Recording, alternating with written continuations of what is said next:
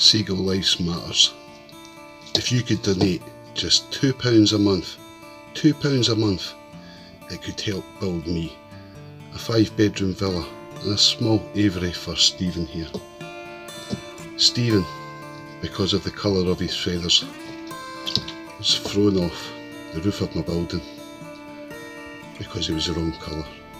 And then when he landed, he was picked on by a cat because he was the wrong species. Seagull Lives Matter. Please donate £2 a month for wee Stephen here. Well, I've decided to contact SPCA because wee Stephen's leg hasn't got any better and I want them to have it checked over. So I'm having the SPCA come over to have a look at him, and I think I'm going to let him go over to the bird sanctuary. I think that'll be the best for the wee dude because he's got a lot of work to go before he flies. So that's all for wee Stephen at the moment. It might be his wee farewell. For now anyway. Say bye Stephen, son.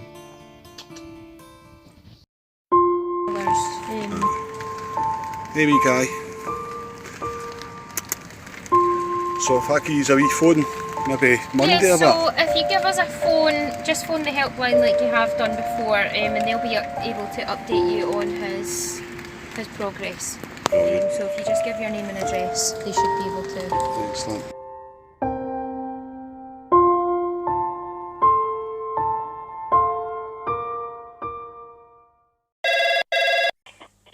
Good afternoon, how can I help? Hi there, good afternoon.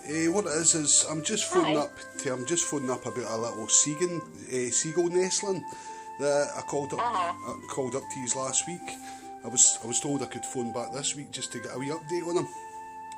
Oh right, okay. What was the contact telephone number you left when you made the report? It'll be ending in 294. It'll be 07894. The number you're phoning from now, is it? Yeah, that's the one. Okay.